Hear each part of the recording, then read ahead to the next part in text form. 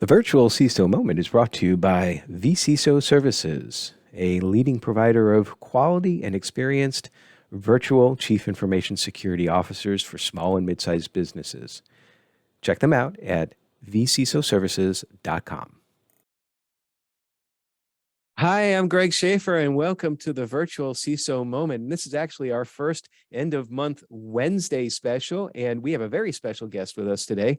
We have Scott Augenbaum. He was with the FBI for about 30 years. A lot of that time was spent in the cyber area as a special agent, and now is a keynote speaker, author, and trainer. Scott, thank you so much for joining.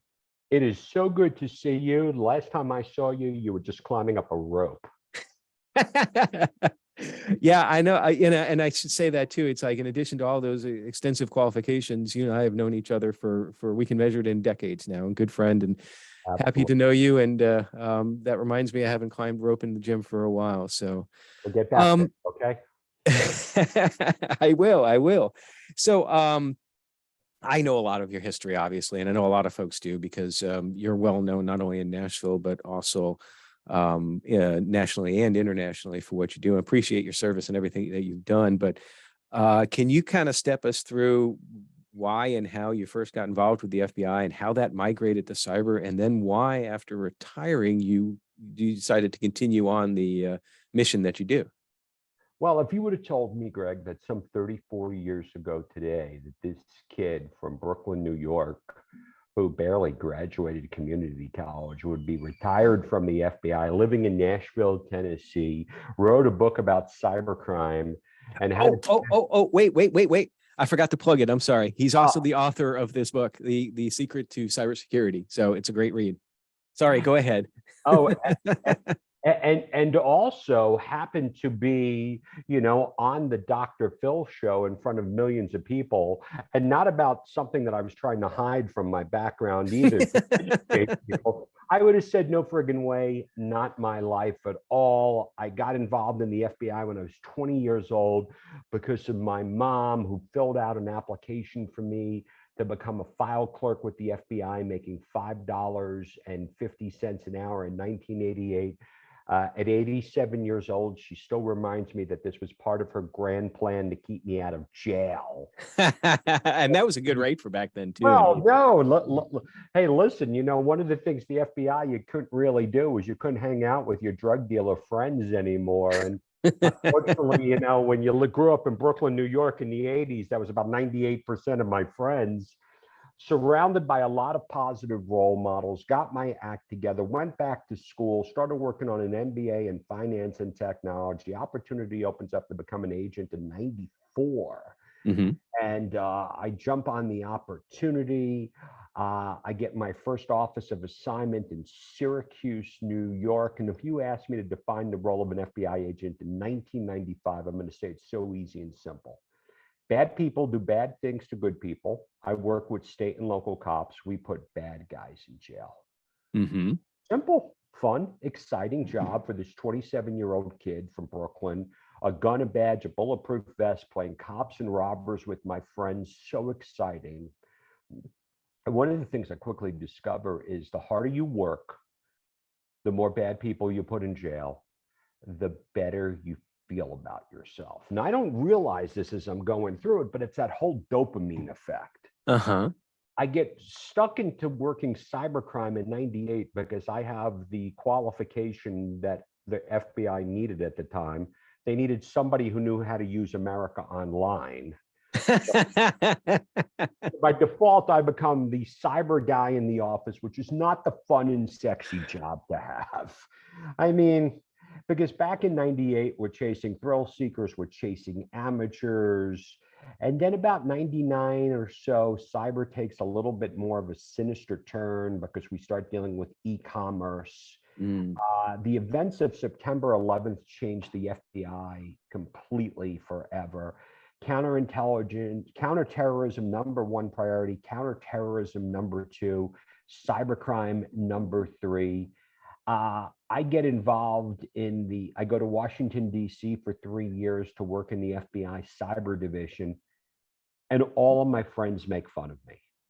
They tell me that this cybercrime problem is going to end by 2006 because the FBI is going to arrest every teenage hacker. Let me ask you, how's that working out? Not too good. Not at all. So 2007, I get to Nashville as the first cybercrime supervisor because now the FBI puts 56 dedicated field in 56 field offices. We have dedicated cyber squads, which is a new thing.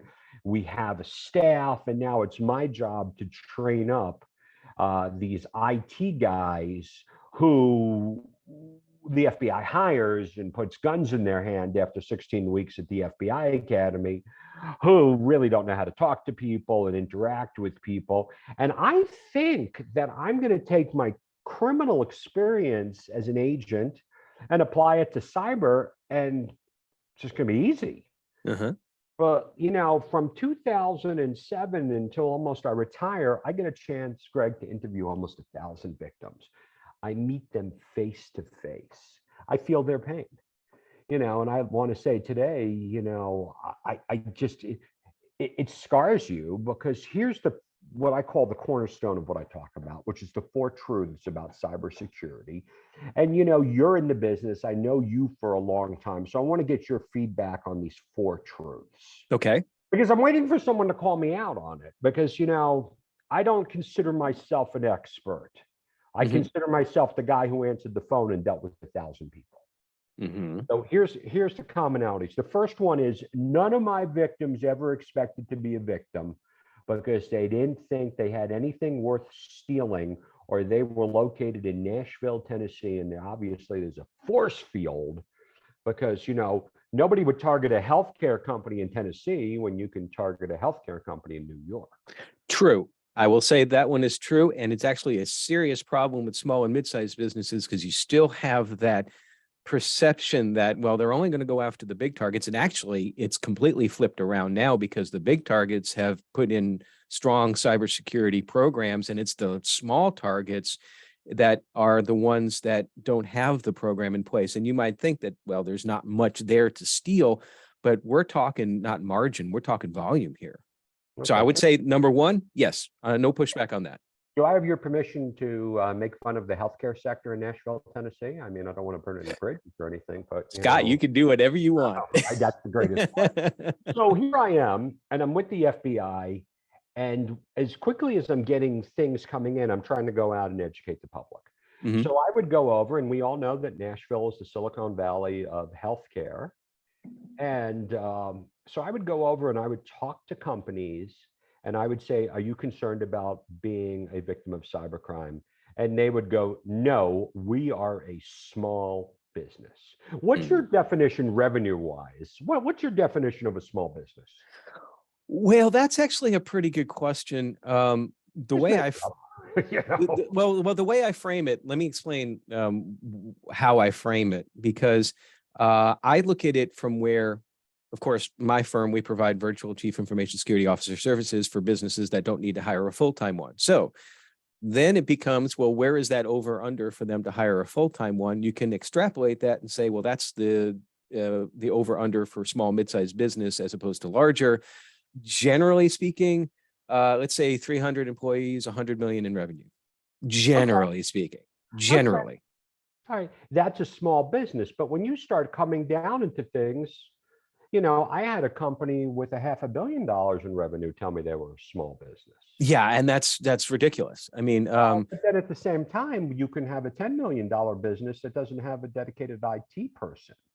So I would go over, and so I would talk to companies on the NASDAQ, and they would say to me, why would anyone want to target us? We're on the NASDAQ. What does being on the NASDAQ have to do with being not a target? What do you mean? Because they're not a publicly traded healthcare company. HCA is a $53 billion company. Why would anyone want to target my company on the NASDAQ when there's a $53 billion company? Okay. That's sarcasm. Greg. I know. You're kind of looking at me like that. But, so nobody ever expected to be a victim. And one of my best lines was, we're a $5.8 billion company, and the cyber criminals are only targeting companies over $10 billion. And I would go, where did you get that from? That's what I was just thinking. Where is that From the statistic from? blank data breach report, because obviously, they know what they're talking about. The same people who said that the advanced persistent threat wasn't real too, but that's besides the point. Okay, so, all right, so we got that. But it broke my heart, because when our friends at the big healthcare companies would have breaches, and they all would have breaches, I didn't lose any sleep. You want to know why? Because I had to deal with people whose lives were destroyed every day, whose businesses were going under. And, we always talk about 60% of small businesses fail. Who knows if that's true? But I can't tell you how many people I've seen that had their lives completely destroyed. Yeah, that 60% is I know the stat that you're quoting, and it's one of those circular stats. You talk about that stat. Yeah, but I'm pushing your button with that. Well, it's actually it's a non-stat. There has never been a stat where that came out. Now, that doesn't mean that it isn't true, but it's certainly. But to your point, I kind of got off on tangent. You are getting away from the financial to the human element. Is this number 2 on your list? No. Number 2 is when the bad guys steal your stuff. And think about within an organization, what is your client's stuff? Your data, your healthcare information, your PR, HR records, your email, your money. When the bad guys steal your stuff and you contact law enforcement, we're not coming over with a magic wand to fix the problem. So the chances of getting your money back, I'm going to tell you point blank, is slim to none. True. And that's one of the things that I tell folks all the time, because they just think, I mean, I don't even think that law enforcement even cares to involve folks if it's under a certain amount of money, period. They don't care. There's just so much. There's so much, and there's so and the resource. You can work 24. The one thing about working cybercrime or any type of thing in law enforcement is you can work 24 hours a day, 7 days a week. I mean, I feel now, and I can say this, that a majority of my career was being a hospice worker. Why do I say that? I just get a call from an individual the other day whose elderly father just lost $1.1 million. Oh, no. Damn. Okay. Yeah. Now, here's the deal. He's not getting his money back, which leads to the third truth about cybersecurity. The chances of law enforcement putting the bad guy in jail is slim to none.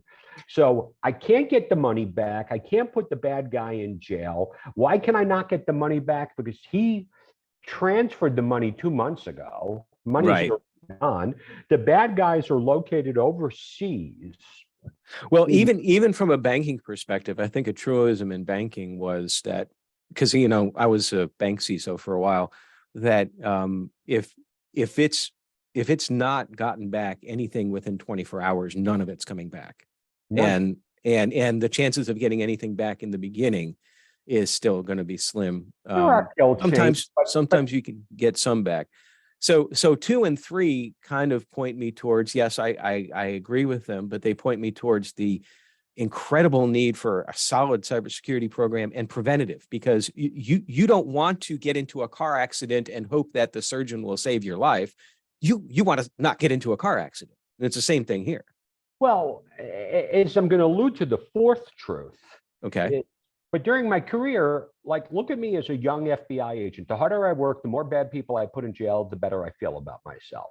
Now, I'm not realizing this as I'm going through this with my decades with the FBI, but every day is the same thing.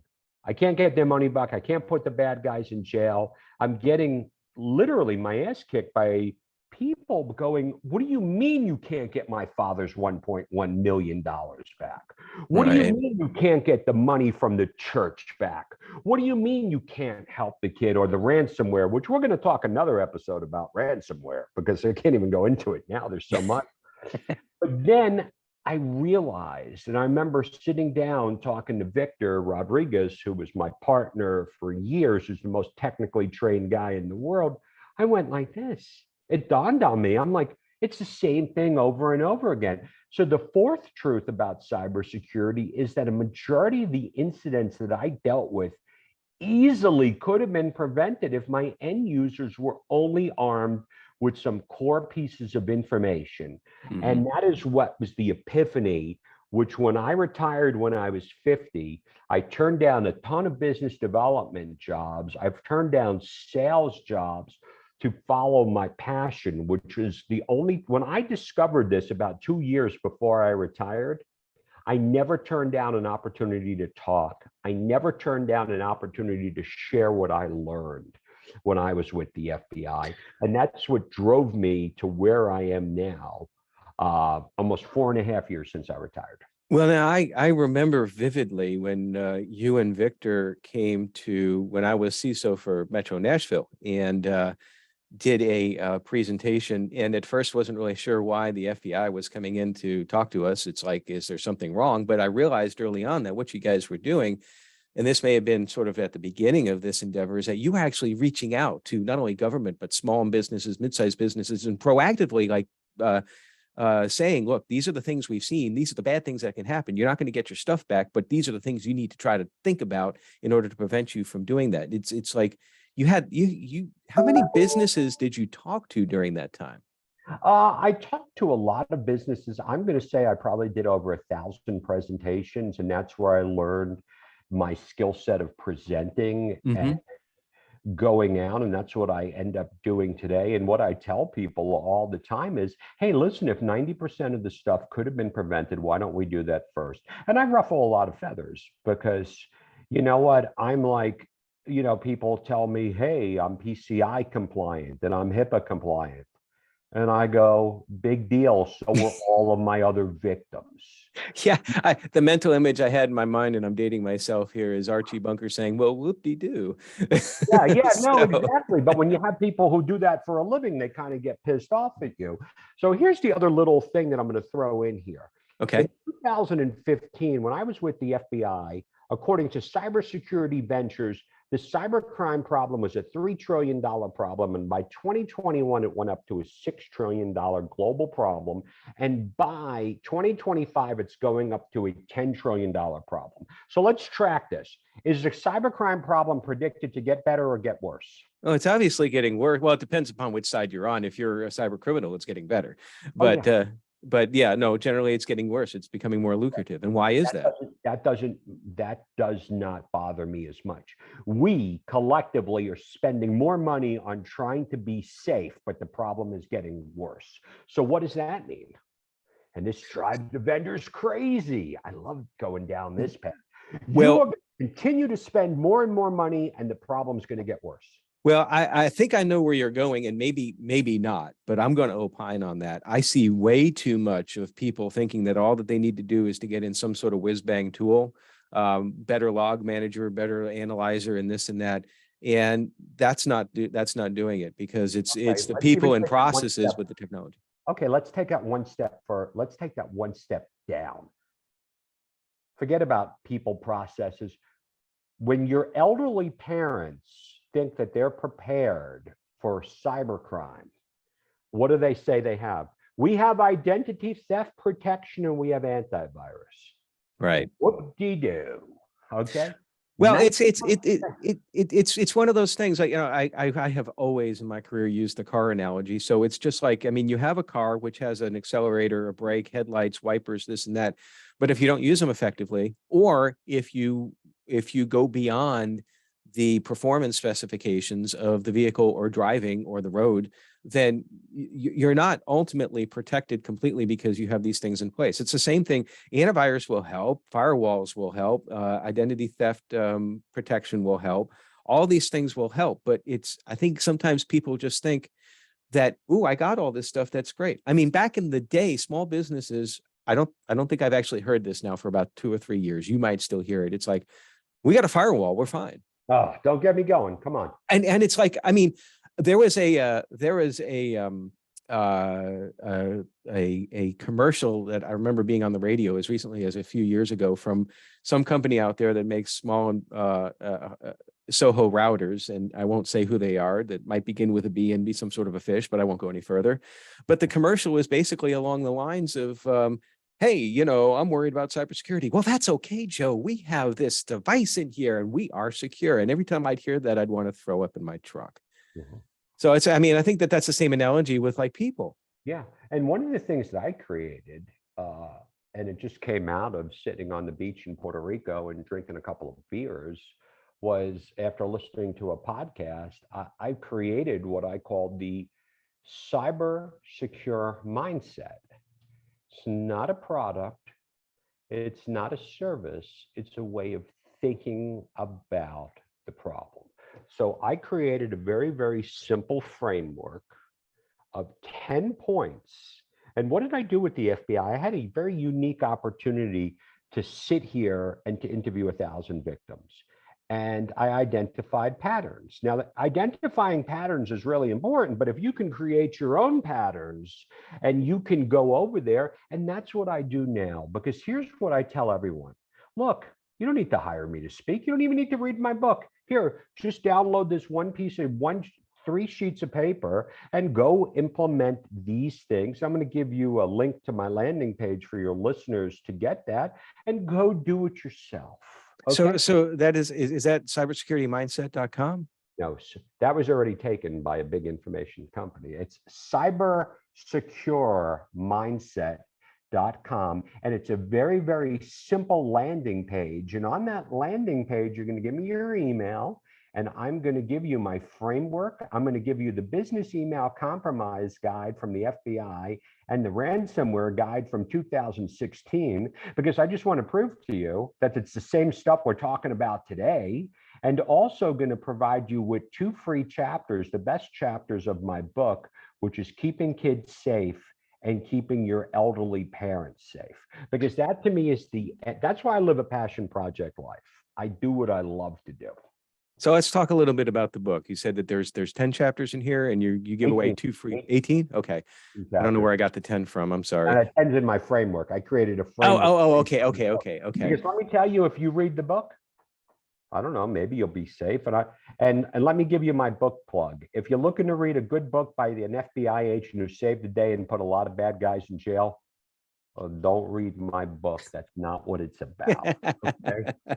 I called it The Secret to Cybersecurity because the domain was available. At the time, I didn't really know what the secret is, but you know what the secret is? You don't have to be the next victim. And I know I'm oversimplifying it. That's why the services that you provide to these businesses is so important, because you can read my book top to bottom. You can hire me to go on a cruise with you. Well, I'll talk all the time and drink with you, but I'm not going to be able to do the important things that you do, Greg, which is segmenting the network, setting up the policies, and doing all those important things. All I'm trying to do is tell people that without a good mindset, if you don't do what I tell you to do for free, I do not care how much money you're going to spend on the problem. Well, and that is points to kind of one of our guiding principles, is that if somebody comes to us and says that they want to engage us because they need to become compliant with PCI, for example, and that's all that they're looking for, we decline. Because that's going to do them no good. I'm not interested in trying to get someone to check a box somewhere, because that's not security. But if they're interested in growing their program, now at that point in time, that tells me, using your word, that they have the mindset. They may not know exactly what they need to do, but they know that they have to do stuff. And a small business, a medium business, they will never get anywhere significant with cybersecurity if there is not that mindset from the C-suite and the board of directors, in my opinion. And that's where you're different, and that's where I admire you. I know you for years. You took a leap of faith. You went out there, you followed your passion. Mm-hmm. I've seen that there. You just, you had your hands up. You're like, okay, I'm not doing this. I'm going to go out.